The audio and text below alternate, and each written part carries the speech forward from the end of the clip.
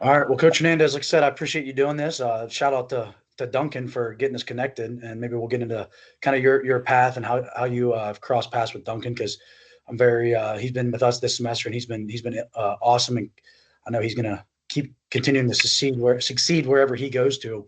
Um, but just first of all, like I said, appreciate it. This is something I've been doing and really enjoy getting to hear from other coaches and kind of just build my network and spread my network for all the coaches that are within my network already, and then all the coaches I see, you got some of your staff there with you, and kind of just building some bridges across this crazy strength and conditioning coaching world that we all live in. So appreciate that.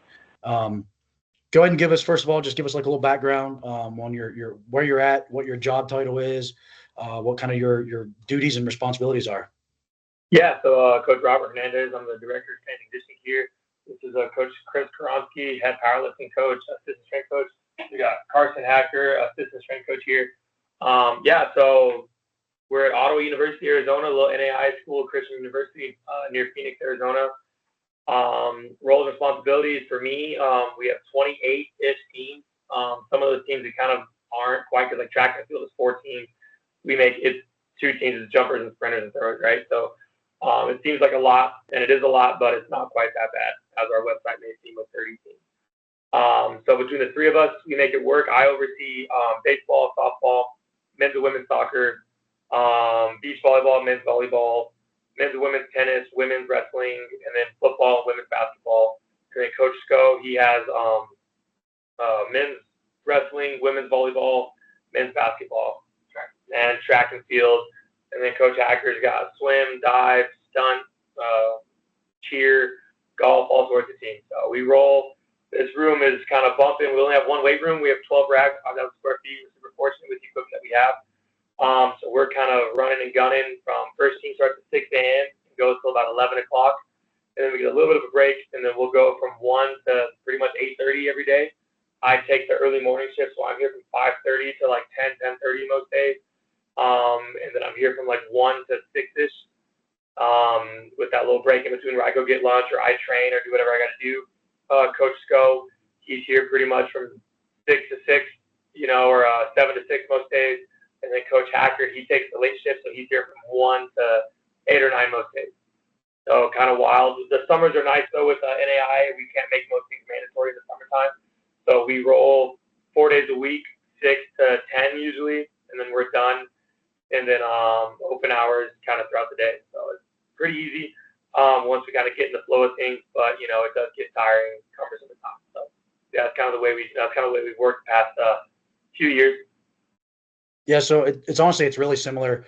And like I said, I got 2 of my guys on here right now, and anybody that has been on my staff that's going to listen to this, like they're going to what you said is going to echo exactly basically how we've done it. Kind of split up some of the teams, and then we have kind of an early morning couple groups, and then we split up the middle of the day there to. Honestly, part of it for us was because a lot of our athletes just had class between that like 10, 11, 12. Like that was the busiest class time. So I'm like, why would I try to squeeze athletes in here? That's the time we just close the weight room. We get our staff lifts in, we eat, we kind of do whatever like other, logistical stuff that we need to get done. And then we kick it back up in the afternoon. And we have less teams, so we don't have to go quite as late in the evening as what you guys do. Which again, it's just crazy to think about, the D2 level, the NIA level, the Division III level. And we're basically running 3, 4, 5 times as many athletes as what they're doing at the D1 level with half as many coaches or less sometimes. So it's pretty. I'm always super respectful of just the fact of the grind that I know that we're all kind of having to go through to get the job done that we got to get done for our athletes. So 2 questions. Number 1, how long have you been at Ottawa University? Which, by the way, I didn't realize that there was 2 Ottawa universities. There's one in Kansas, and there's also you got and they're both NAIA schools, I believe, too, which is kind of. Yeah, we're kind of like their sister school. So they were founded, however long ago, and then they supplanted us back in 2017, and then we've kind of just taken off on our own. So we're still connected in some ways, but we're separate universities and still kind of connected in some ways. Oh, okay, that makes a little bit more sense then. Yeah. How long have you been there? And you mentioned like the weight room, and obviously we talked about the number of athletes that you guys have and the teams that you guys have. So when you got hired, like what was like the first couple steps and things that you had to do in terms of like, hey, like we got to get how many? Before I ask those 2 questions, how many athletes do you guys have then on average? So we have a little bit north of 700 right now. Like I think the most we've had is like right around 8. And then right now we're at like 720 or so. So it's a ton. We have like 1,000 students and like 700 of them are athletes. Oh, wow. So, Yeah. Yeah. I started out in 2019, in the fall of 2019, as a graduate assistant under the previous director. So I was here for 2 years as a GA. And then after I graduated, so when I was a GA, there was only two of us. It was just me and the director of training and conditioning. And we were there 5 a.m. to 9 a.m. Both of us were just kind of there 16-hour days at least every day. And then I graduated in June of 2021, and I went and I was a head strength coach at a Division II university in Oklahoma, Northeastern State University. I was there for a year because they didn't have a full-time job here, and I needed a full-time job. And then they created a new position for me to come back to Ottawa. So the strength room could have more help. So I was then the head strength and conditioning coach, and then the full-time assistant. I was the head weightlifting coach, which we really do powerlifting. They call it weightlifting because they don't know the difference between weightlifting and powerlifting, and they've yet to change it officially. So it's weightlifting, but we're powerlifters. So I was the head powerlifting coach for a year and changed, and then the assistant strength coach, and then my predecessor, he left, so I got promoted to director in December of 2023, and then I hired on Coach Sco, who just ran out to take care of some recruits at that time. So I was here for 2 years as a GA, 2 years as an assistant, and then I've been a director now for a year and a half. So it was probably because that was one of the things I was going to ask is like kind of when you got hired there, because I know at Fairmont, like for me, when I got hired 4 years ago now, like I was almost starting from scratch. The previous strength coach just really only cared about football. So I mean, there was kids that were seniors on our like men's tennis, women's tennis, even seniors on the baseball team that had never even like stepped foot in the weight room before, just because of the fact that like the previous strength staff, the strength coach didn't make it a priority, didn't prioritize all the other athletes. So I mean, since you kind of were there previously and then you knew the previous director, I mean, what were maybe not major hurdles, but some minor hurdles of things that you had to like accomplish from day one when you officially took over as like the director? What were some of the things that were like, I got to get this done. I got to get this done. I got to get this done. Yeah, I think the biggest thing like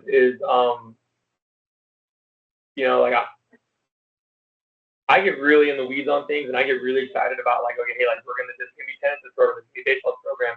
And my predecessor, he had been the director for a long time when it was just one assistant, right? So he was just really good at like, hey, like, and he made sure that every athlete came in, got good care, got good stuff.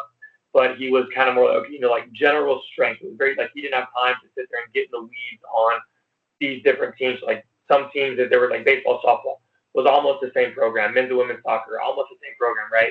Just because he had so much stuff going on. And then when I took over when I came back in a full-time capacity and we had more help, he was able to get more in the weeds. But he also had a system that worked. And when I took over as director, I wanted to make sure, just because like for my own efficacy and the way I like to do things, I wanted to get really in the weeds on, baseball training or track and field or whatever the case may be.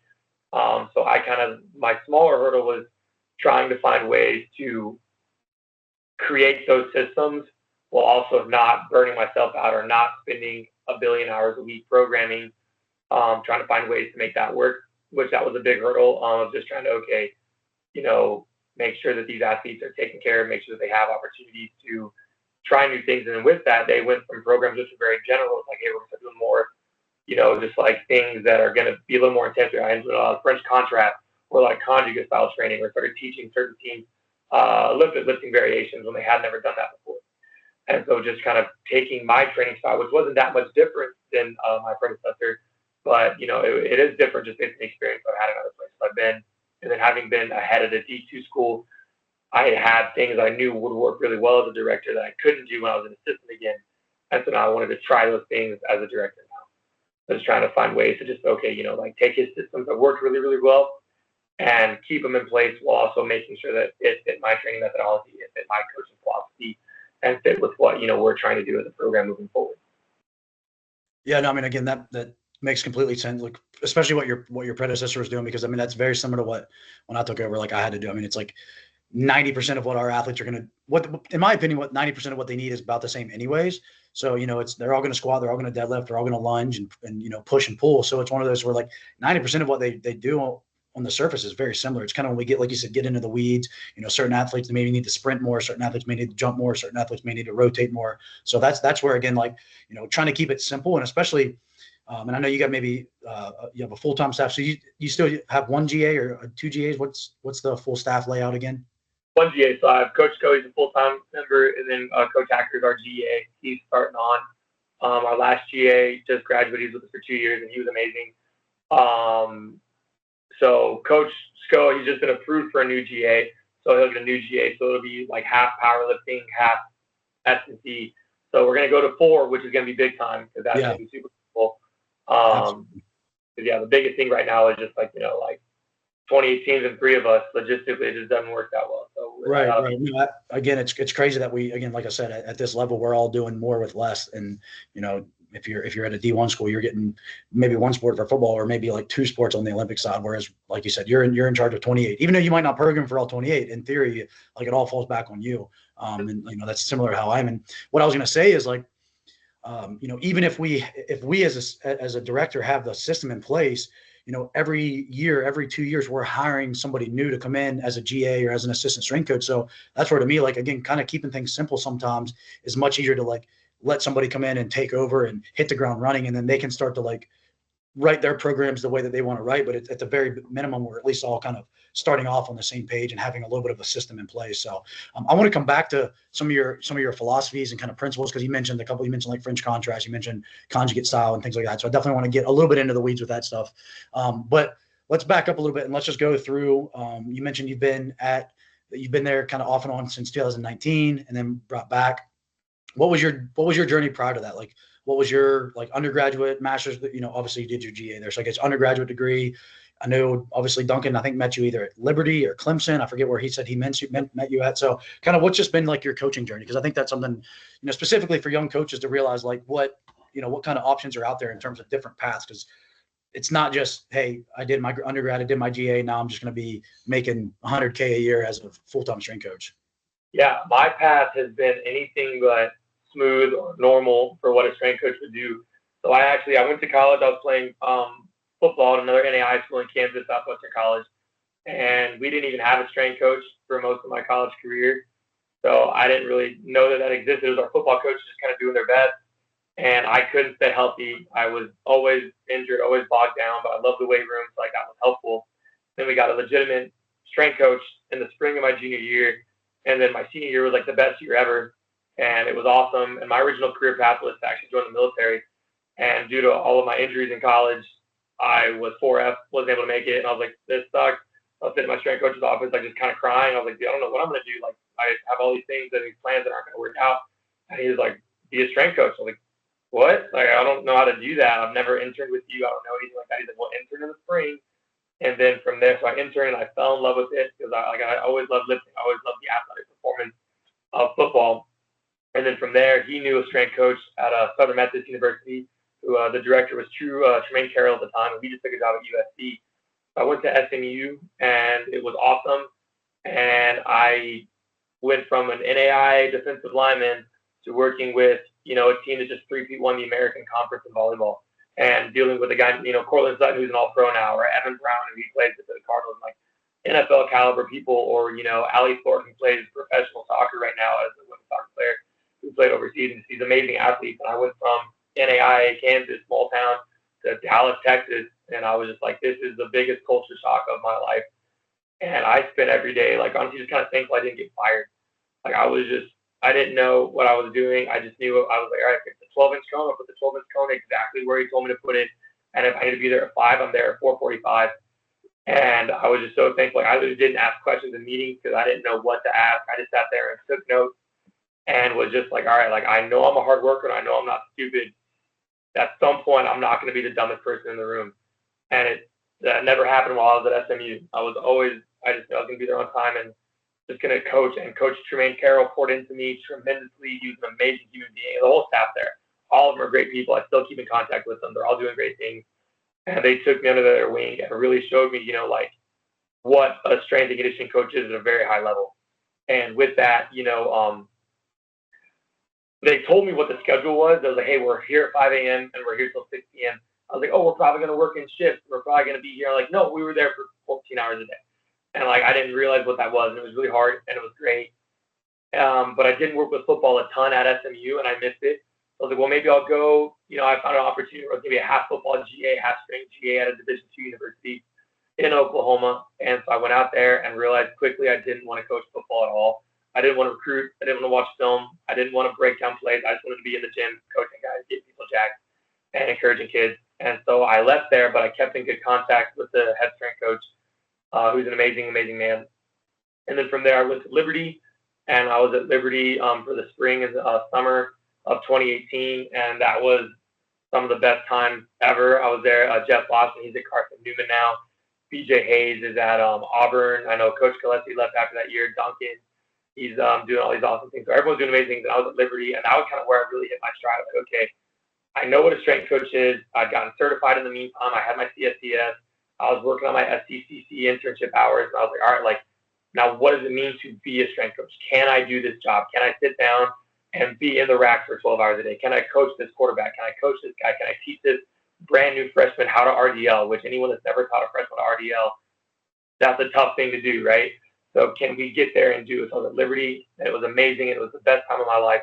And I look back on just one of the most fun times I've had being a strength coach. I was an intern, stealing the core powers and just happy I got a t-shirt, and that was amazing. And so from there, I went to another NAI school in Iowa, and I was a fellowship strength coach, and I was first time getting paid to be a strength coach. It was awesome, making $450 a month, and it was great. And so I was working with wrestling there, and it was in Iowa, and I was given wrestling. That's a sick place to work with wrestling. And so I was having a ton of fun with that, working there. And then, but again, from 2017 to 2018, blew through my savings, didn't have any more money. So I came home, and I didn't know what the heck I was going to do. I was out of money. I was living with my parents again. And I called Cody Hodgson, who's the former director, who I'd known a few people who had GA'd for him. And they're like, dude, that's the guy you want to GA for. That's the guy that if you want to be a good full-time strength coach, you want to be a good strength coach, you need to go work with that guy. And it was perfect because it was in my backyard. It was from West Texas originally, but my family lived in Tucson, Arizona. So it was 2 hours north up in Surprise. So I got on as a GA, and it was awesome. And I learned a ton, and I learned a lot about, I was at SMU, and I learned how to program with SMU's weight room. I learned how to program with Liberty's weight room. I came to an NAI school where we had half the size of the weight room and double the roster size. So I had to learn how to really hone in my coaching style and hone in what I was doing throughout that process. Been all over the place, done a lot of cool stuff, and it was not the normal route of intern, GA, full-time. It's been a wild ride. It's been fun. Yeah, and to be honest with you, I mean, I've had somewhat of a similar journey in that, where it's like the things that the path that's kind of laid out and that everybody's striving for, like, it's not always what's going to happen. And it's something that I honestly, I look back at it and I'm like, I'm glad that everything that went right or went wrong, like, it happened for a reason. And it's one of those things where, like, I'm very fortunate to have learned from all those things. And that, again, I don't want to continue to harp on it too much, and I kind of sound like I'm like bragging or talking shit on D1 strength coaches, but I mean, again, the fact, like you said, like, you can go to SMU, you can go to Liberty, which those are both, not even the top of the heap, Division I, Power 4, like, weight rooms and strength conditioning departments. Like, you can go to those facilities and those places and learn those things. But in my opinion, like, I think we learn a lot better. I think we have to be more adaptable and kind of have our feet to the fire, working at whether it's a high school level, a JUCO level, an NAIA, Division II, Division III. Like, I really think that these levels that we're at, everybody on this call is at a Division II or an NAIA level. And most of the coaches that are going to end up listening to this have been at Fairmont or somewhere similar. Like, I think it makes us all better coaches. Some of the best strength coaches I've ever been around have worked with high school athletes, because that's the most impressionable time to be with an athlete. So it's one of those things where you're really, literally, like you said, you're literally having to teach somebody how to do an RDL. Division I football players, they can probably walk in and do an RDL like it's nothing sometimes. But teaching a freshman that's never touched weight in their life, like a freshman swimmer or a freshman cross country athlete or somebody like that, a golfer that's never learned how to hinge ever in their lives, like, if you can do that, you can coach anybody at any level, in my opinion. 100%, yeah. No, it's like, again, it's always funny, like, I love going to the CSUCA, and I love meeting all my buddies from all over the place that are, varying levels. I always just kind of laugh when, like, remember like 2 years ago, the NCAA allowed 16 instead of 14 scholarship men's basketball players. And one of my buddies like, dude, I got 2 more guys to worry about. I'm like, oh, that's tough. Yeah, sorry. You're gonna Okay. Well, yeah, I was like, you're good, buddy. Yeah. Whereas at our levels, they're literally adding teams like every year instead of just adding roster spots. They're adding like full 15, 20, 30 athlete teams and things like that and expecting us to continue to do more. Again, but like I said, like we could complain about it, but honestly, I love the idea of that. I love the idea of, you could be on a basketball strength coach and making an impact on 15 kids versus in a situation that like you and I are both in, like we're now getting a chance to make a small impact on, in my case, 400 athletes, in your case, 700 athletes. So it's one of those things where I look at that as like, that's what I got in this job for, is to make an impact. So why would I want to go? Not that those jobs are anything wrong with those jobs. But again, if I want to make the biggest impact on the most athletes, why would I not want to be somewhere where I can do that, with 400 or like I said, in your case, 700. Real quick, just to, because I honestly don't know a ton about the NAI level. I mean, I know it's very similar probably in terms of talent wise, as the Division II level. But what's kind of maybe some things, because you said you were a year at a Division II. But what are some things maybe that are unique or stand out, or that you think that, again, somebody like me should know a little bit about the NAI level? I know there's definitely some different scholarship things and some different, like, what's the word I'm looking for? Like things that they have to get done. Like obviously at the NCAA, you have to get certain things done, but since NAI is not affiliated with the NCAA, like there's different compliance things that are maybe a little bit different. What are some of those things? Maybe not even related to strength and conditioning, just in general. What are some things that are different? Yeah. So the biggest thing is, there's never been a transfer portal. So all the things that like everyone's dealing with, like people coming and going, that's an everyday thing for us. Like people come and go constantly. Like it's not like we're about to start our summer block with football. We're probably gonna have 70 new faces in our weight room on June 2nd. Wow. So you just it comes and goes, and there's no, we get transferred in all the time. There's not like an age limit. Like we got a guy on our football team that's 32. We got older people. There's people all over the place. So there's that. The biggest thing, is just with it not being NCAA, like compliance. There is a compliance aspect. One of the biggest frustrations and the biggest thing is like coaches have a lot more leeway in the off season than you would in Division II or in NCAA. So I have teams where the coaches don't want me writing the conditioning for them at all. So like they write the conditioning and they write the summer running packet. And so they send it to me and I have to look at it and go, all right, how am I going to lift these guys and get them stronger when they're running X amount of miles? Or like, hey, this packet has no hard deceleration, or it has no change of direction, or it's not meeting certain things. So how am I going to put that into the program when they're already running and doing this? So that was one thing. Or coaches can be around a lot more. Like our football coaches, they're at every lift, and oftentimes that's awesome and it's great because there's only 3 of us, and we get in season. We're gonna have over 200 guys on our football roster this fall, and our coaches want it done in 2 hours. So we fit 100 guys in our weight room at a time, and so there's 3 strength coaches. So having more guys around to focus on like the compliant things, okay, hey, like spotting, making sure that they have the right weight on the bar, making sure that they're jogging, making sure that they're following the rules, and making sure that they're not sitting there talking. That's great because there's more eyes. So that's great to have the coaches around, and it's great for the culture because the head football coaches in here, they're not going to slack off. He's in here, we're going to train, or the offensive coordinator or whatever. But then with that, they might, hey, it's in season, they might want to talk. One sec. They might want to sit there and, hey, we got practice coming up after our lift. Well, they want to talk about the install, or they want to talk about this. So they're around more, which is great. But they're also, can be a distraction at times. So that's one of the biggest things. And then there's not a lot of things you can necessarily make mandatory for the NAIA. So it's up to the coach's discretion to say, hey, weights is going to be important to us. So, like in Division II, there are times where you can say weights is going to be mandatory.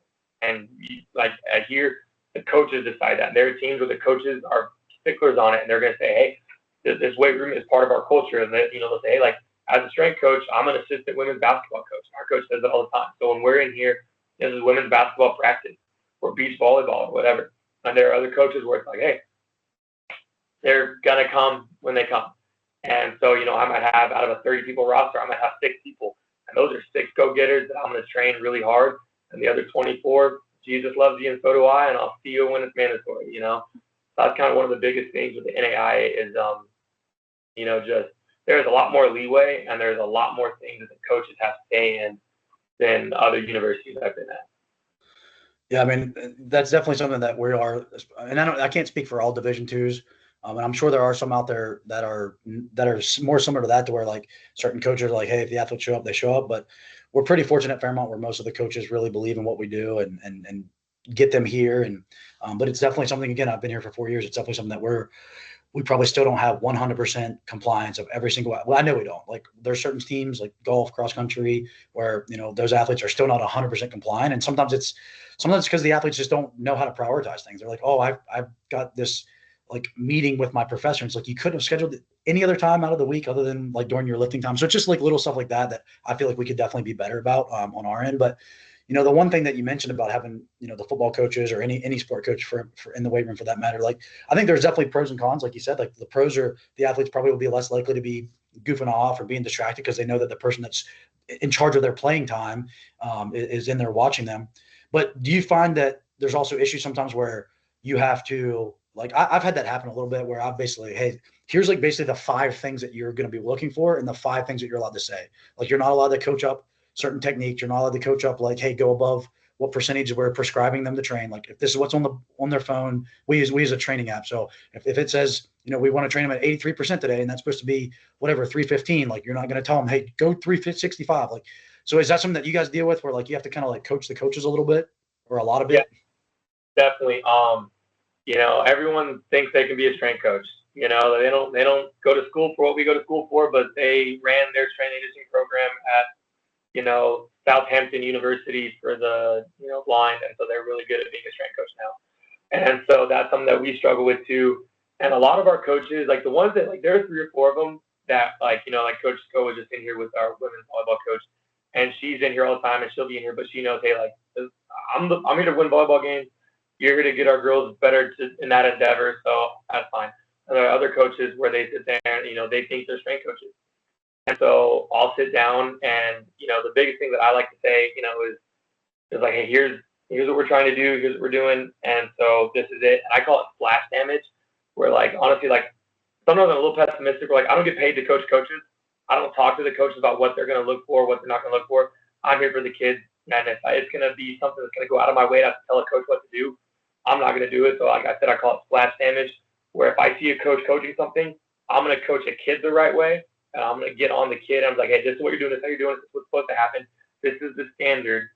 And then I'll say it in front of the coach. So that way the coach hears it and goes, okay, fine, then I know what to do. And I do that for 2 reasons. One, again, I'm not here to coach coaches. I don't get paid to take care of grown men, grown women. I get paid to take care of student athletes. And then number 2, I want them to know I'm on their side, and I don't want to call them out or have a conversation where they might feel I'm trying to step on their toes, where they feel like, oh, Coach Hernandez is trying to get on me. No, dude, I'm here to take care of your team. I'm here to get your team in the best possible shape and position to win ever. So that's all I'm trying to do. And if I overstep or have a problem, then all you saw me doing was coaching and taking care of your kids. That's it.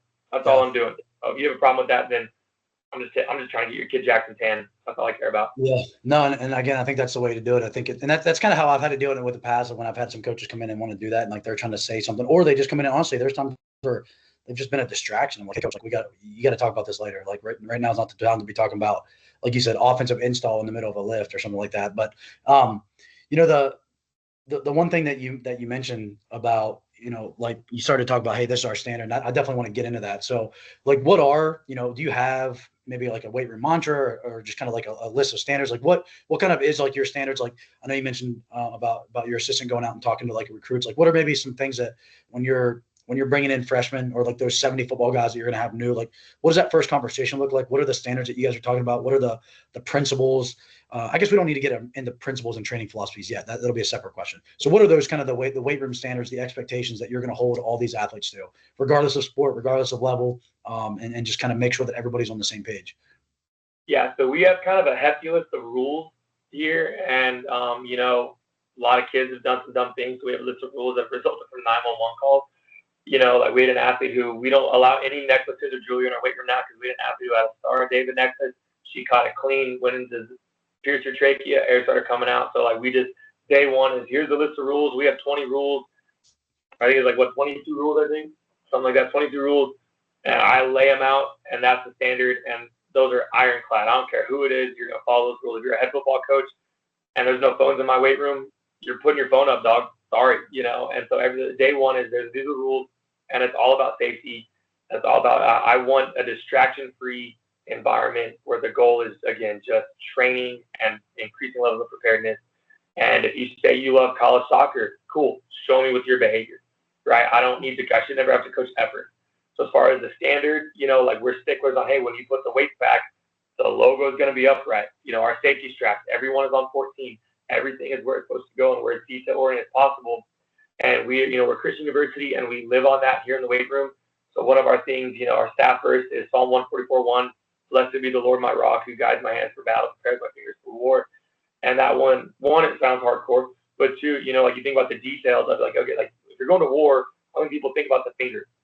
If you're going to do something, don't think about the 10 digits.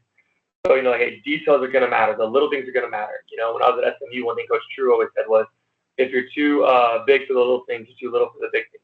Mm-hmm. That's something I talk on all the time as far as the standard is like, hey, listen, you're going to come in and I don't care where you are, you're going to give me effort. If you don't know how to snatch and everyone else is snatching, you'll dumbbell snatch or you'll snatch grip high pull. I don't care, but whatever you're doing, you're going to give me effort. And I just be a good person.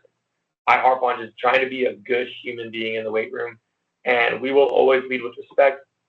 We will always treat you with an effort of we're doing the best we can with our knowledge, with our expertise, with our experience to provide you the best possible training program to prepare you for what you want.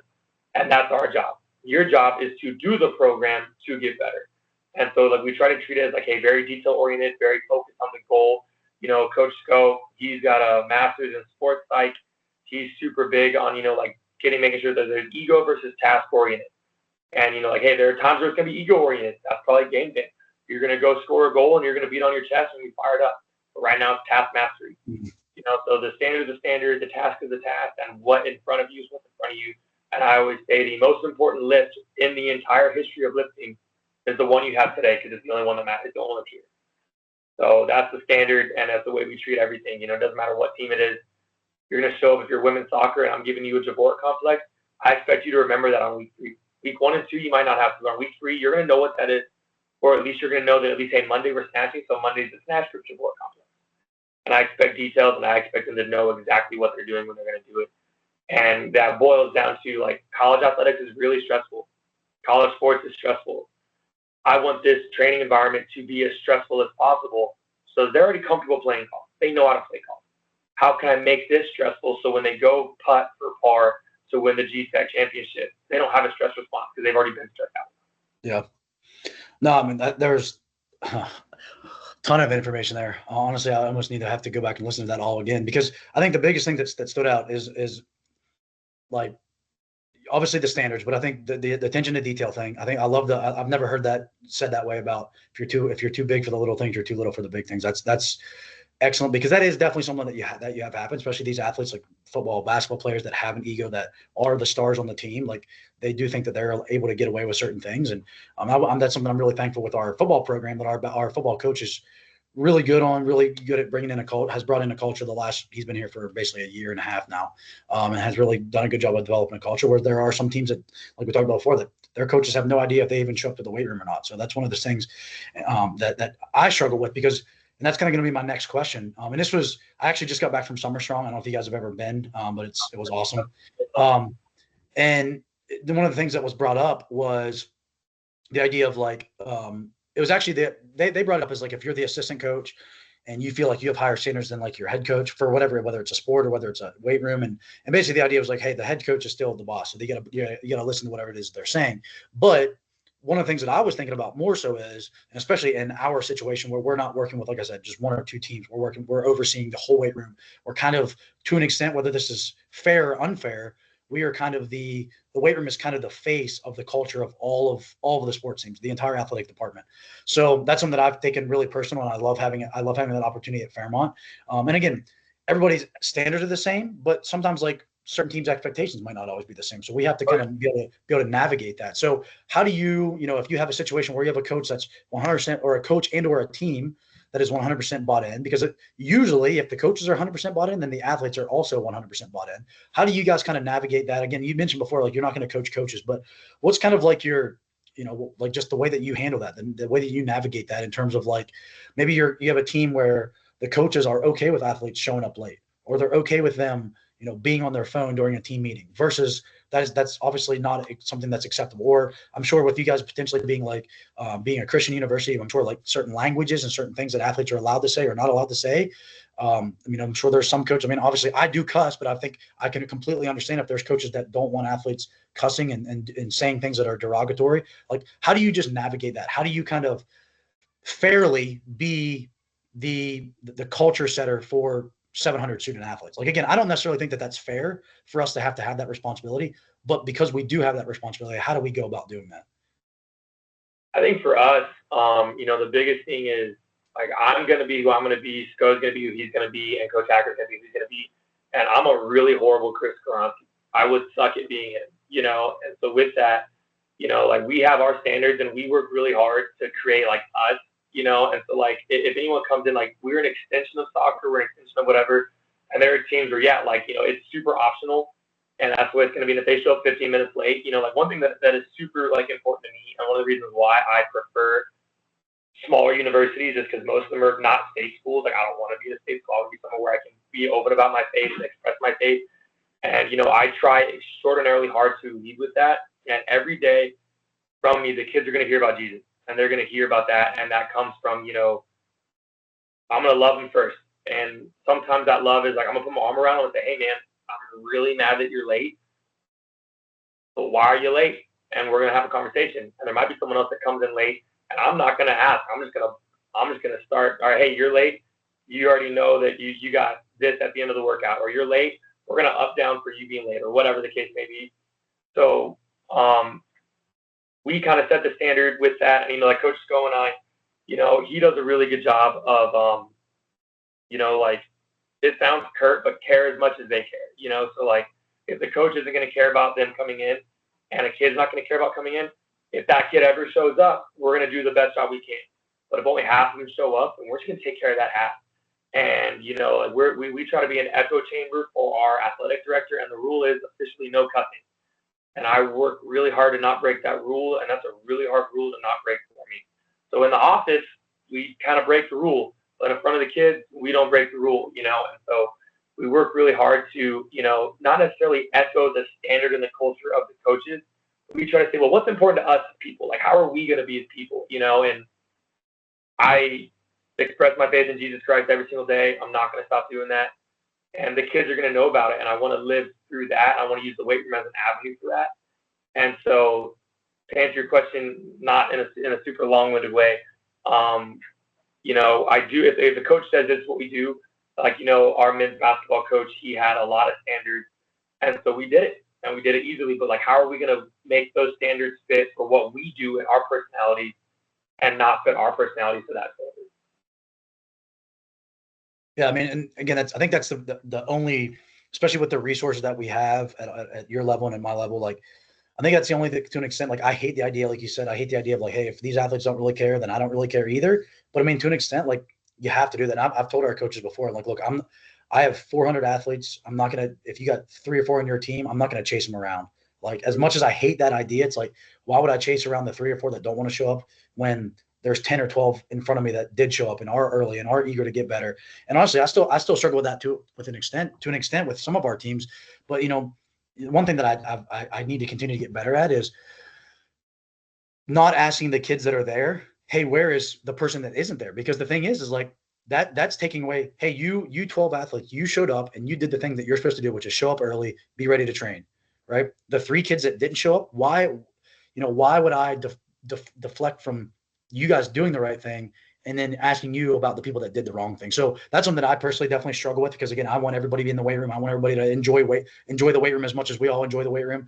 But something I personally need to get better at, because it's like, why not just, I can text the coaches later, say, hey, these 3 people didn't show up, or hey, these 3 people were late. But at the end of the day, it's like, hey, let's worry about the ones, like you said, let's worry about the athletes that actually do care and do want to get better and do want to push themselves and do want to uphold the standard. Because that's, to me, like, that's the thing that when at the end of the day, like, that kind of makes me the happiest is when I see our athletes holding each other to the standard. If it's always me yelling at an athlete about this, that, and the other, like, that's part of our job. But in my world, in my mind, we haven't succeeded if we're constantly having to do that. We've succeeded when the athletes are holding each other accountable, holding each other to higher standards. So that's something that, again, I really, I talk about this. I was actually literally talking to a guy that I train martial arts with yesterday, and I was telling him, I'm like, look, man, I was like, honestly, the older I get, half my job is like weight room, like teaching people how to squat and deadlift. The other half is like teaching them just how to be a better human being, like teaching them how to show up early and why it's important to show up early, why it's important to put stuff like back. Like you said, put the plates back a certain way, take pride in the equipment that we have, take pride in the space that we have,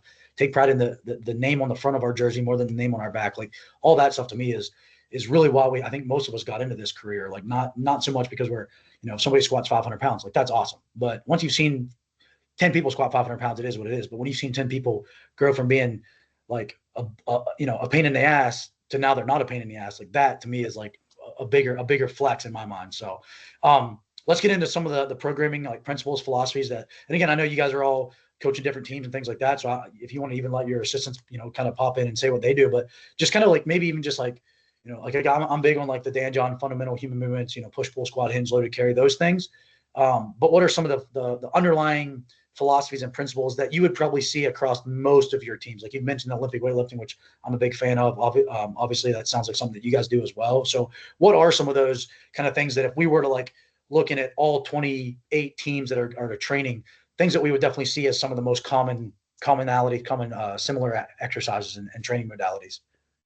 Same thing. I mean, we bilateral squat, unilateral squat, we bilateral hinge, unilateral hinge. I mean, my biggest thing, like being at a smaller university is, like most of these kids are just incredibly green.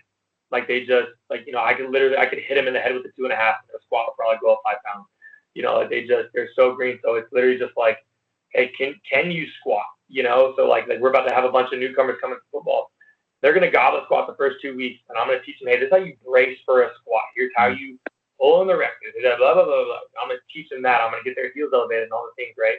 So it's literally just like moving well because, like I forgot what coach said this, but if they come to me and they're good at football, they're going to still be good at football when they're done. They're just going to be bigger, faster, stronger, more explosive. If they come to me and they're bad at football, they're still going to be bad at football when they're done. They're going to be bigger, faster, stronger, more explosive. So us, it's literally just like, how can we create a overall robust individual of athleticism awesome, right? So, they're going to Olympic lift, they're going to bilateral squat, they're going to vertical push, vertical pull, horizontal push, horizontal pull. Our programming is very basic, like with their certain teams, like my beach volleyball team, my men's volleyball team, our basketball team, those 4 teams have been pillars of consistency for my entire time here. And those are the teams that are consistently winning championships, going to the postseason, doing tournaments, doing very well. So for me, those are the teams. I'll French contrast them in preseason, and they love it and they feel great. Or those are teams that will, we'll do game day activation training and it's awesome. And there are other teams where it's like, okay, hey, like golfers, they'll Zercher squat for a while, or they'll goblet squat for a while, or maybe they won't catch an Olympic lift, but they'll do tons of pulls or loaded jumps. So Sco, he's awesome too because he has a strongman background, and so his mentality is, especially with the accessories, of just movement proficiency. So go ahead. I mean, I don't have any like special sauce that I really give anybody. My background's in strongman, and then I'm of course the head powerlifting coach. So I just try to take like different things that I've learned from that, like jailhouse strong, or like the traditional power building style. So I'll take stuff from that generally and then play with it. Like, of course, like a volleyball player is never going to be a power lifter, but I'll take some of the concepts from that and then like learning stuff from Coach Hearn here. This helped out a lot, especially with like the Olympic side of it. I just tend to find where like the deficiencies are at, and then I just will hammer away at them. And then anything that I can do to try to make the athletes a little bit more resilient to injury. It's just pure chaos. So I'm just trying to fill in gaps, especially like basketball, where, anthropomorphically, they're just aliens, more or less. Yeah. And then, with volleyball, kind of the same thing. Well, some of them are the same thing, but just finding like, okay, like, all right, we can't do that. Like a power clean, I got some guys that are just 7 foot long wingspans. Like, all right, we can't do that. Like, what can we do to develop that kind of power? Like, what can we do? Like, we're working on strength speed, but we can't do this. Like, what are we going to do to kind of bridge that gap? Right. I'm never, I've told Coach a million times, like, I'm never married to like this is what we do. It's like I'll find a new thing and be like, that's way better than what I was doing, and just try to explore that avenue the best I can.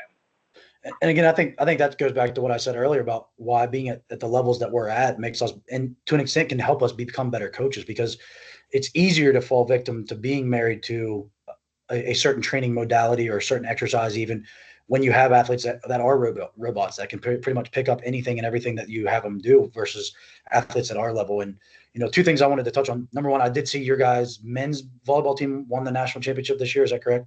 Beach volleyball. Beach volleyball. Men, is that women's beach volleyball or men's beach volleyball? Oh, yeah. And then did you say that your golf team was doing Zercher squats? Yeah.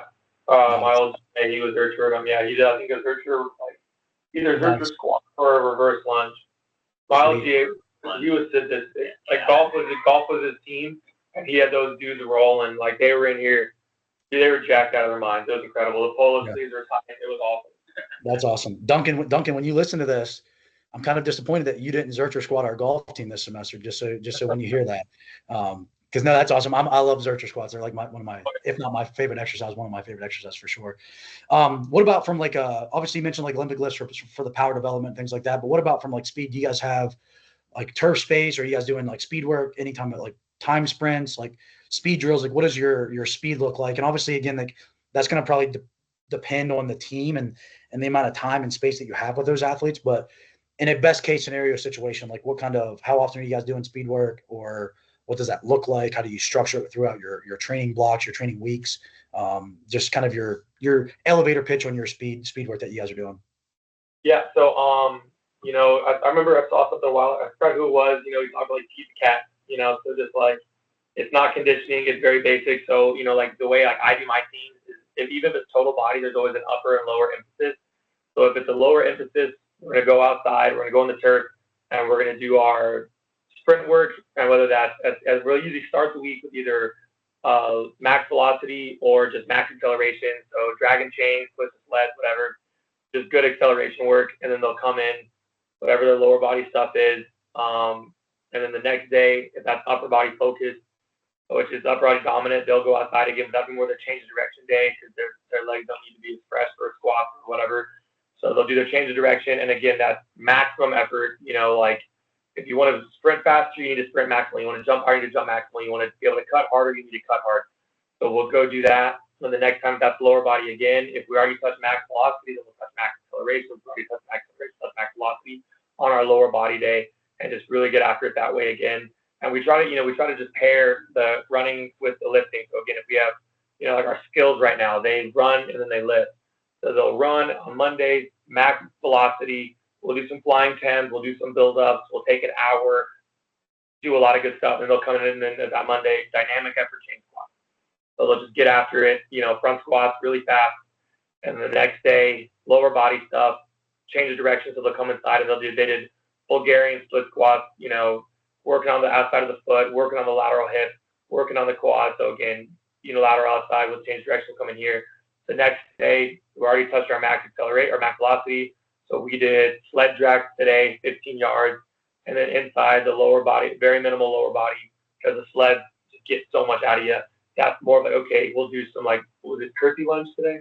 So they did curtsy lunge, opening the hips back up, a lot of single leg stuff. And then tomorrow, they'll do back squat. We save that towards the end.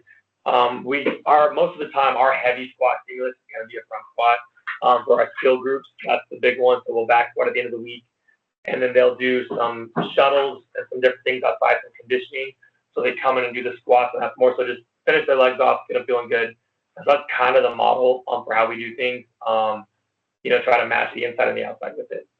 But yeah, we sprint maximally, we jump maximally, we change direction, and we try to compete as often as we can in our sprint work. We do a lot of chaser drills, ground chasers, starters, things like that, just putting them in odd positions. We do, Ryan Henry, he's Jeff Boschman's assistant at Carson Newman. They got me big on Just Fly Sports. So like constraint-based running, so like hands-on, running, hands overhead, just finding ways to either create better hip efficiency or shin angle. Yeah.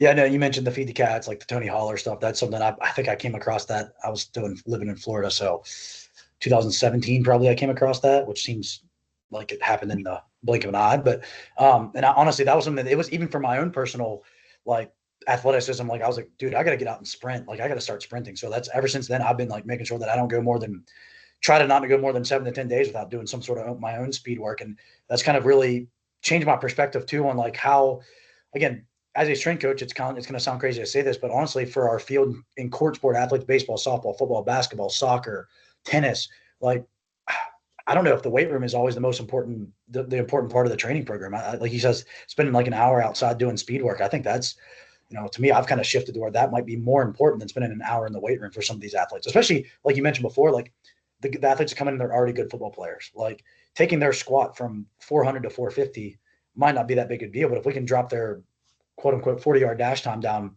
a hundreds of a second, that might be a difference maker, in my opinion. Like that might end up being more. And then, yeah, the weight room is going to play a role in that. But as you said, if you want to get faster, you can do all the squats in the world, but you probably still need to go out and sprint once or twice a week.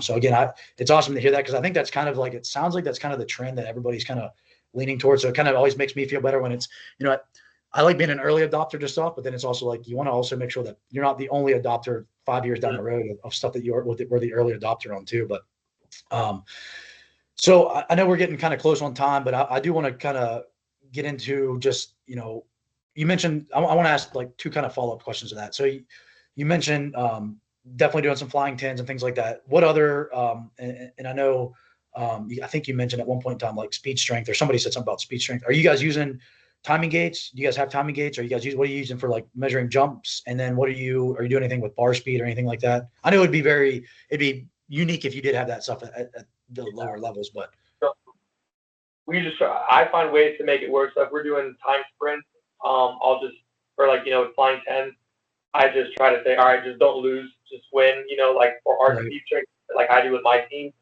is we have chains. So like, hey, you went fast enough if the chain popped off the ground. Like the link should be barely dragging. If you get to the top and the chain popping, it's fast enough. So we don't really have any technology. A lot of it is just competing.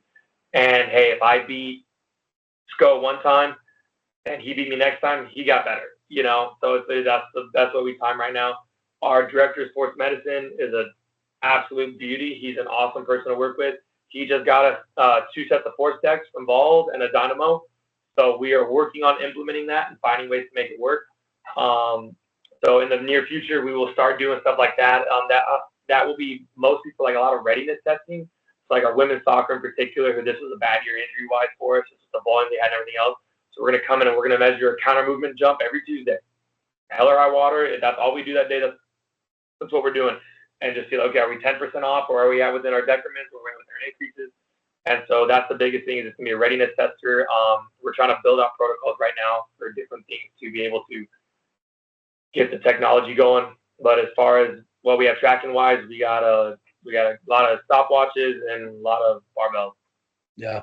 Well, and again, like I think this is kind of like the cliche thing to say, but in terms of like readiness, a lot of this is like the demeanor that your athletes walk in the weight room with. If your soccer team just went 0-2 on their Thursday and Sunday game, when they walk in the weight room on Tuesday morning, they're probably going to look like they're not ready to train because they're just mad because they lost 2 games in a row or whatever it is. And they also might have had actual real fatigue and bad bus rides and academic issues and all that stuff. So they actually probably are also legitimately physically fatigued, but it's probably more of just the mental and the mentality aspect of it.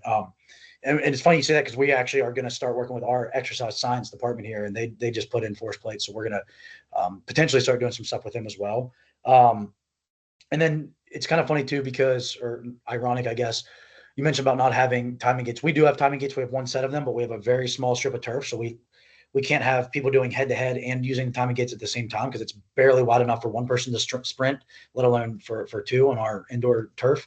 But one of the things that happened this semester is our softball team in season, because I'm big on continuing to still sprint in season. Our softball team was doing their sprints, and their numbers were either staying the same or dropping down a little bit in like their 10-yard flies, their 10-yard dashes. So my assistant, Brooke, she was in charge of their program, and she was like, hey, what do you think about just scrapping the timing gates for a couple of weeks and let's just have them do head-to-head races? And obviously we know who's the fastest. Like we can exactly pair up people that run the exact same speeds. And I was like, yeah, let's do that for a couple of weeks. Let's see how it goes. It'll just be kind of like something different mental for them. And I think that was just the stimulus they needed, because then when we threw the timing gates back at them, They did 2 weeks of just competing. And we threw the timing gates back at them. We had like 50% of the girls hit all-time PRs. So there is something still to be said about the idea of like running next to somebody versus just running against the stopwatch. Like that makes you compete. And that's going to be a very high stimulus. So that's something that I think, as much as we want to kind of like keep everything structured and keep everything standardized and like, hey, we have to run these 10-yard dashes. Hey, we have to run these 30-yard flies. Like there's something to be said about, hey, like, let's just have all the skilled players just line up and run a 40-yard dash. And let's actually see who the fastest person on the team is. Right now, it's probably going to still be the same person that has the fastest 10-yard fly, but let's also just see who's competitive and who can kind of just get after it and have a little bit, like you mentioned before, like getting put in a pressure situation. That's why I think people that run track, like they know how to compete. Like it's no different like wrestlers. Like wrestlers know how to go out there and when the spotlight's on, like you know how to compete. Like you can't hide in the shadows like you can sometimes on a football team or a basketball team. Like, if you're a track athlete, you're out there running against 6 other people. If you're a wrestler, you're going out there and go against one person. So I think from a competitive standpoint, I think there's definitely a lot of bang for your buck from just not having any technology and doing it the way that you guys are doing it. So we try really hard to read as much like competition. Like one thing I'm a big believer in, especially in season training, is like open sets. Like I'm like, all right, hey, you have 10 minutes, your minimum percentage is 77%, whatever. And like I did with my pitchers this year and my position players this year, and it's ridiculous like how strong they got, and everyone's velo was consistently just increasing, every month was getting better. And I would do a ton of like, all right, like today, all right, hey pitchers, it's Monday, today's your strength effort day, right? Like, okay, like just pure conjugates, the max effort day, whatever. We're doing an Anderson split squat. When? And we set it up and we, and it's all right, we had one guy, Liam Kuiper. He did on Anderson split squat. He had like 385 each leg, and you couldn't take it off fast enough. It was ridiculous. And then the next day was, all right, now it's a banded hex deadlift, 10 minutes at this percentage. How many sets can you get in 10 minutes? Just boom, boom, boom, 3 reps. And we had guys get 12 sets, and then that Saturday they would throw 80 pitches, and they were hitting mid 90s, low 90s. A lot of it is just like finding ways to breed competition. Like I don't know, like I encourage when they chirp at each other. I go stir the pot constantly. If a guy beats someone, like we guys who because of Excel, their numbers average out to be equal. But one guy, we max clean, he cleaned 300, another guy cleaned 295. But because of Excel, their number was the same. So I'm to the guy that cleaned 295. I said, why are you doing his weight? He's stronger than you. He beat you on max day, so you better go 5 pounds less and let him know he's better than you. I was like, don't you dare let him freaking do the same weight as you, because you beat him. And he was like all mad and he was all butter. I don't care. I think he's stronger next time. So I'm always trying to get him to compete. Yeah. And so my number one thing is just like, I can't go play for you. Your coaches can't play for you. So you need to just go out and compete. Because on Saturday, you're on an island, dude. It's you versus that offensive tackle. Go beat them. Yeah. No, I love that. And that's, I talk about this too. Just the idea I mentioned about like the physical development, then there's like the personal development aspect of it. And I love that too. I love like talking shit in like a developmental aspect, not doing it to try to demean anybody, but from the standpoint of like, I might go over to the linebackers and be like, hey man, the running backs over there, they got 315 on the bar and you guys are still over here with 295. Like, and just getting that, like you said, just kind of finding that way to get under their skin in a positive way so that they're not always wanting to stay with the same weight. And same thing. And then we do something similar where any testing that we do, so we do like the vertical jumps on like the jump mats. We have our timing gates, and every single week on the football team, I put a leaderboard together and I post that leaderboard. And when guys hit a PR, I make sure that I hype them up about hitting a PR. When somebody's catching up to somebody, I mean, we got a guy that's on the team that's just freakishly fast, and no one's ever going to be able to be faster than him. Like he's literally like NFL speed. He runs like 22.5 miles an hour and a 30-yard fly, which is insane. But it's one of those where like when there's guys that are running in the 20s and 21s and people are starting to get closer, I'm like, hey man, you can't be slacking anymore running these 22s. You're gonna have to start running 23s before long. So it's like even finding ways to find the guys that are at the top and finding ways that the guys are at the bottom, finding ways to just motivate them and figure out what it is that makes them tick and makes them want to be better competitors. So exactly what you said. I love that. That's great. So I don't know if I mentioned this at the beginning, but part of this kind of started off with me trying to help educate some of my coaches that are in my network, especially ones that have less experience than I do. As much as I learned just as much as anybody from these calls.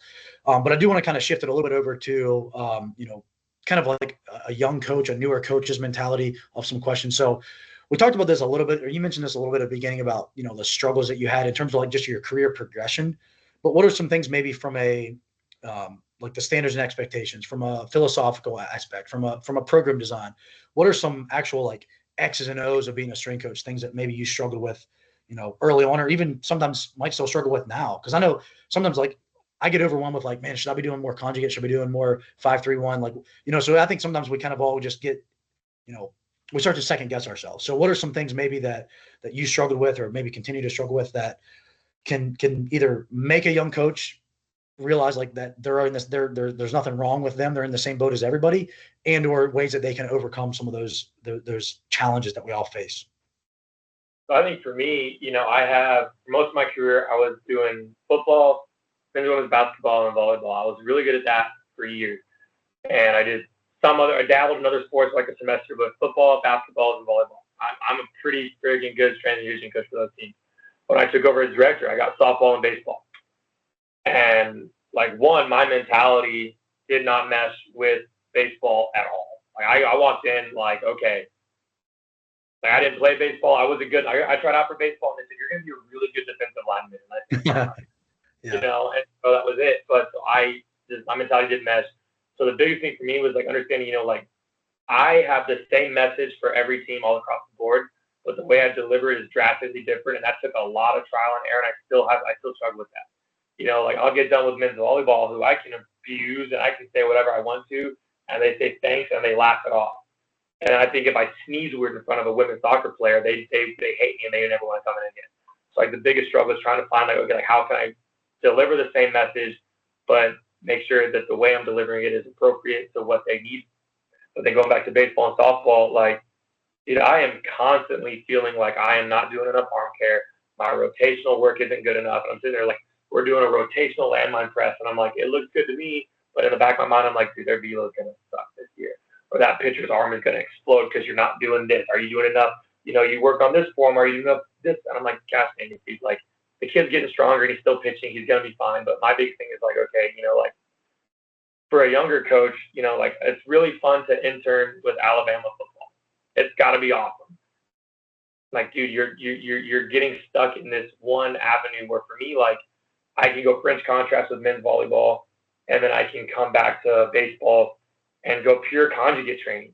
And it's just totally different night and day styles of performance. And I can go to football where I can be an absolute lunatic and scream and headbutt and have a good time, and then come up to my beach volleyball team, who, if I yell at beach volleyball, they look at me and they go, you're done. We don't do that. You shut up, guy. And they're national champions, so I don't have any right to say anything else, So the biggest thing is just like, one, for a younger coach, I learned this from Joe Kin a long time ago. He said, I know what I know what I don't know, and I know what I don't care to know. Like, I'm really good at what I know, and I'm going to get really freaking good at that. And there are things that I don't know that I'm really interested in learning. So for me, improving softball and baseball, I need to learn more rotational stuff, probably more sagittal stuff. I want to get better at my posterior shoulder. I want to get better at my grip work stuff that I do, because like, I want to do more than farmers carries and barbell rolling, So things like that. But then I don't care to know something. I don't care to know the difference between whatever. Is what I'm doing going to translate to more wins and safer athletes? Cool, let's party.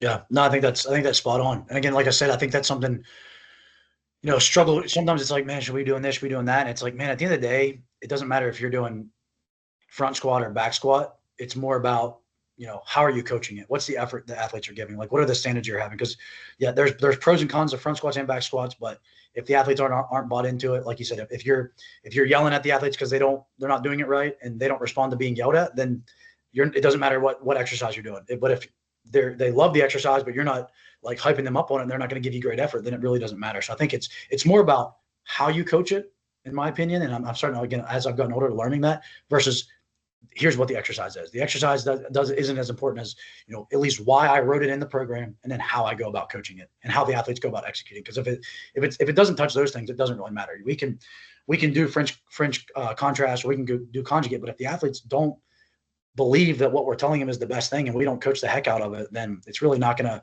benefit them anyways, regardless of whether we pick the right exercise or not. So I think that's definitely something that I've struggled with and continue to try to get better at. What about from like young coaches? Obviously, like having, being in a director's role, hiring young coaches, like what are some things maybe that, like my GA is actually, he's just graduating. He's going to be looking for like a full-time job. Like, what are some things that you look for either in hiring like a GA that was previously an intern, or if you're going to be hiring a assistant coach that was previously a GA? What are some common things that you feel like maybe either stand out from their resume and their interviews, or that you're just like, hey, they have to have this personality trait, or they have to have this, emotion, this level of emotional intelligence? What are some things that you definitely kind of like stand by? I think the biggest thing, is we have systems in place where I can teach anyone our systems. I can teach others. If you're a good enough strength coach, like if I'm hiring your GA for a full-time job, I know Duncan, I know people. So if Duncan says you're good people, and I trust that you're someone that I know that can vouch for this person, that says, hey, he knows how to coach, she knows what she's doing, yada, yada, I'm not worried about it. My biggest thing is, like, are you a genuine human being? Right? Like when I hired, Sco, dude, from our first interview, I was like, dude, he just seems like a person like I enjoy being around. And I can tell he talked about his wife. He talked about things that he likes outside of transition. Like, he's a genuine human being. And when I'm talking to people, I don't want people who, like, I know are just, especially at a small school, man. People, they're like, how are we going to use OUAZ to get to D2, to get to FCS, to get to FBS? Like, if that's your career structure, that's fine. But, like, how are you going to be while you're here? Are you a genuine person? My biggest thing is, like, be a great strength coach.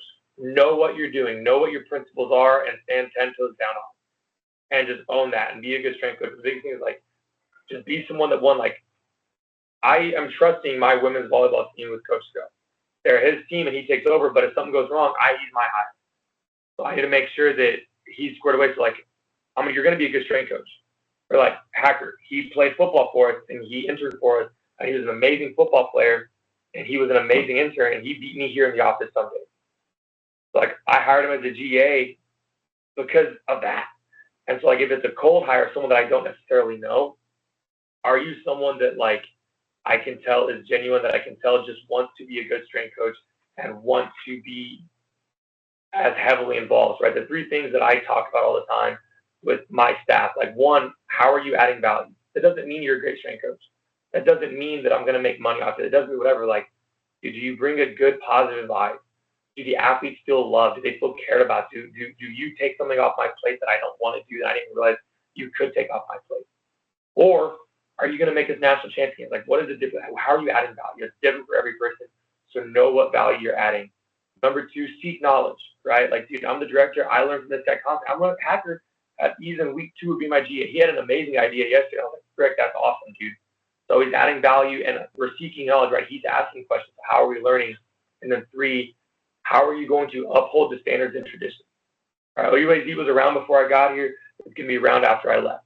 How are you going to uphold the things that people before you have built? And how are you going to ensure that you're handing them off to people that are going to be here after you? Yeah, no, I 100% agree with all 3 of those. And like I said, I just hired a new GA, and obviously I've been hiring staff for the last 4 years.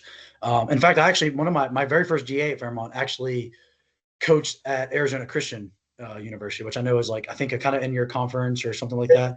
Was it? What's that? Who was the GA? Javier Salas.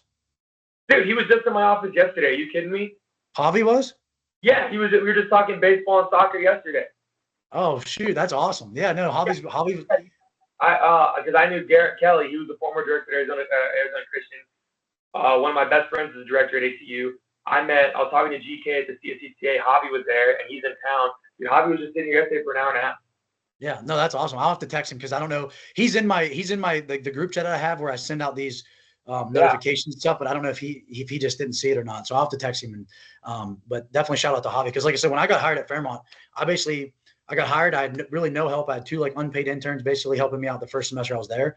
And then Javi, I mean, I literally hired him from Arizona. Like, he had never been to West Virginia. He had never been, I don't think, even east of the Mississippi. Like, he didn't know anything about it. And what I was getting at, well, the reason I even brought that up was because, like, he was genuinely, I could tell he was a good person. And, again, I didn't really care how much he knew about strength and conditioning. I knew that I'd be able to coach him, teach him anything that he needed to know, to at least help our athletes.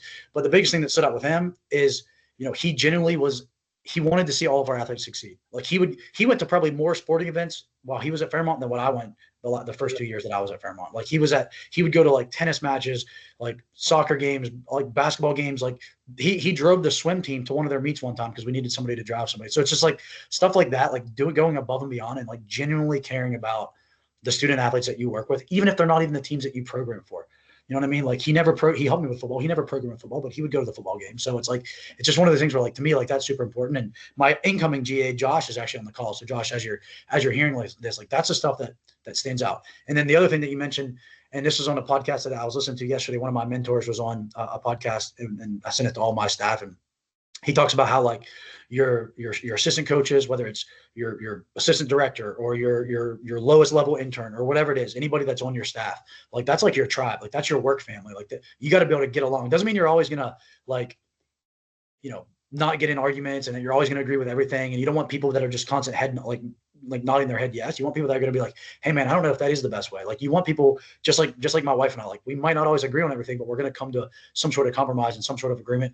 But we also love spending time with each other. Like that's something that is super important, especially in our situations where we have such a small, it's got to be a small, tight knit staff. Like we're going to spend 16 hours a day with each other. Like we have to be able to get along with each other. So I think everything you said I completely agree with. And I, like my TAs, like, dude, like, so like they send me their programs, but like I read them just to see what he's doing, but like, yeah, I don't micromanage and like, Hacker, the first semester I'll write programs, but after that, he's going to write the programs and then he's at the helm and I'm here, like, I like to look at them as a team where, okay, like, like what am I doing? Like their job as assistants is to assist me, but my job as the director is to provide them the resources to do that well.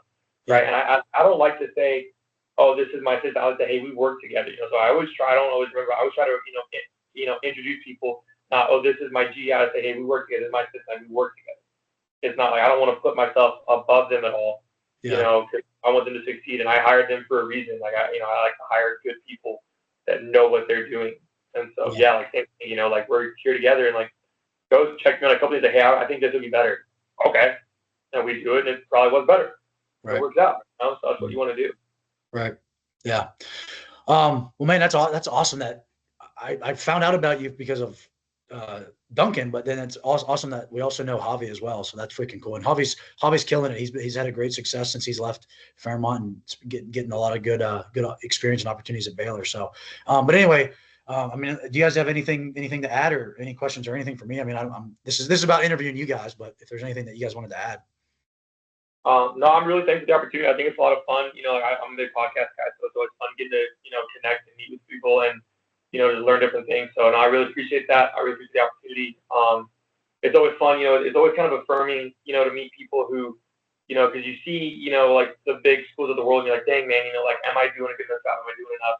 So, it's really affirming to kind of be here and talk to coaches like, hey, we're in the weeds in this thing together. And, it's like, it's not for naught, and we're able to make a difference in the kids' lives and, see people like Javi who, go from volunteering at an AIA to a D2 and now he's Power 5 strength coach at Baylor's pretty good at soccer, so like, able to do what they do. And, you see the results of the hard work of what we're trying to do forward because it is people first, man. And, like I said, they're going to get to know Jesus. And at the end of the day, I love to win. Like I get a tattoo on the back of my neck every time a team wins a national championship. It's my third national championship. I tattoo myself for it. I love winning more than anybody else in the world. But man, seeing a kid that hates the weight room, loves the weight room, or see a kid that came in that couldn't come on time and now they're the most punctual athlete. Yeah. That's what we want to know, man. So it's always really fun seeing athletes here or coaches here who they're doing the same thing and they're in it for the right reason. So I really appreciate the opportunity. Just get to talk, get to know you guys. Yeah, no, it's been awesome. And like I said, I'm very thankful for all the coaches that have been in my life that have impacted me. And it's one of those things where anytime I get to meet another coach that's, kind of been through a similar journey and kind of having a similar responsibility, it just really makes me like you said, it makes me, realize that like I'm not, that we're not all alone and that we are all more connected than what we realize in all this. So I really appreciate it. I will get this put on YouTube so you're able to share it with anybody else in your network. And I'll send you the whole YouTube channel because I think this will be the 22nd interview that I've done, I think. And there's actually two previous interviews with Javi. So if you wanted to go back and listen to Javi when he was a fellow at Baylor, and then we interviewed him last summer or last fall, I think it was, after his first full season with Baylor soccer. So it's on there, and there's a good episodes, obviously. So, but really, like I said, I really appreciate you guys. It's great connecting with you, and looking forward to definitely staying in touch and keeping this connection going. So thank you guys. Yeah, we appreciate it, man. Take care, brother. Yep, good luck to you guys. Thanks. Bye.